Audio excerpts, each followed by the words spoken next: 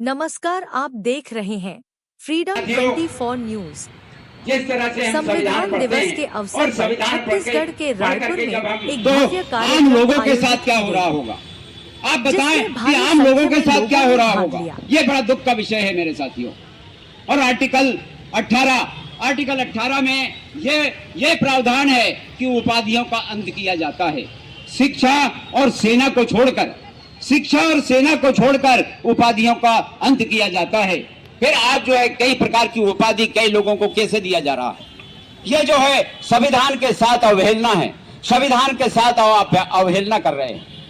बिल्कुल आप उपाधि नहीं दे सकते हैं, सिर्फ शिक्षा और सेना में आप उपाधि दे सकते हैं, उसके अतिरिक्त और दूसरा उपाधि नहीं दे सकते। ये संविधान कहता है, मैं नहीं कहता। मेरे साथियों,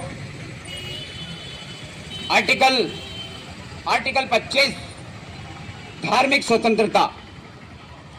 स्वतंत्रता का मतलब यह है कि अपने धर्म को आप मान सकते हैं, स्वतंत्रता के साथ मान सकते हैं और आप अपने धर्म का प्रचार प्रसार कर सकते हैं। इसमें कोई किसी प्रकार की जो है रोक टोक नहीं है, बशर्ते आपको जो है चाहे किसी का धर्म हो उसका सम्मान करना भी आपका कर्तव्य है। उनका सम्मान हम करते हैं, बिल्कुल करते हैं, लेकिन ऐसा नहीं कि हम अंधविश्वास में चलें। इसलिए कर्तव्य आर्टिकल 51 का में उल्लेख है कि वैज्ञानिक दृष्टिकोण के अनुसार जो है इंसान को चलना चाहिए और मानवता दृष्टिकोण के अनुसार चलना चाहिए, ना कि जो है अंधविश्वास के अनुसार।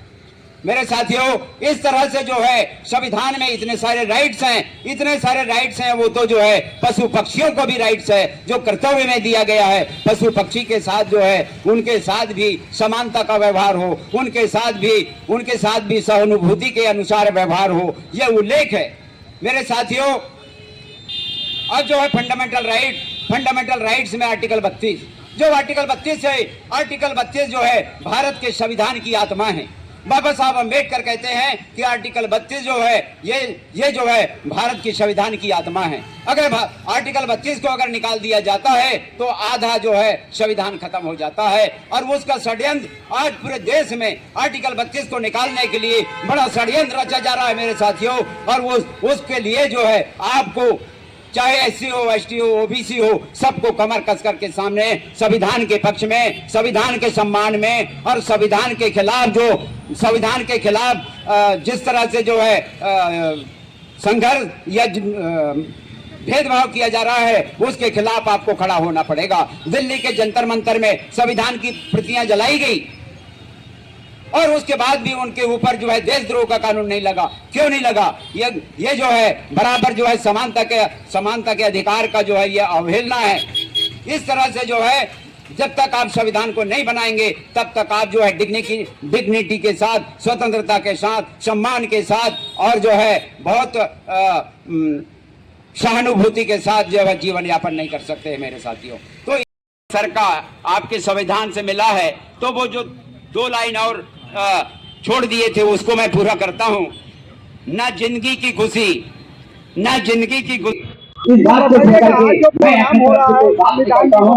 आज जो है पढ़ लीजिएगा, आज पूरे भारत में 76वां संविधान दिवस मनाया जा रहा है और ये संविधान दिवस मनाने के पीछे के जो उद्देश्य है उस उद्देश्य को इस तरह से समझना होगा कि जो भी भारतीय समाज है उसको ना सिर्फ मौलिक अधिकार बाबा साहब ने दिए हैं बल्कि सारे ही लोगों को जो अभी विभिन्न प्रकार के जो न्यायपालिका और विधायिका और मतलब ये सारे लोगों के लिए उन्होंने अलग अलग व्यवस्थाएं करके रखी है। इसीलिए ये संविधान जो है दुनिया के दूसरे संविधानों से बहुत हटके है, जिसमें कोई भी ऐसा नहीं कह सकता कि मेरी समस्या नहीं सुनी गई, मेरी बात नहीं समझी गई। जब संविधान सभा चालू हुई थी उस वक्त देश के बड़े बड़े विद्वान लोग जो थे उस सभा में थे और उस सभा में सारे विचार विनिमय करके, चाहे वो अनुसूचित जाति के हो, जनजाति के हो, चाहे मतलब यानी महिलाओं के हो, चाहे विद्वानों के हो, सबका आधार लेके इस संविधान का निर्माण किया गया है। इसीलिए मेरे मतानुसार ये संविधान की महिमा जो है बहुत अपरंपार है। मैं आपको एक उदाहरण देना चाहता हूँ अमेरिका के संविधान का।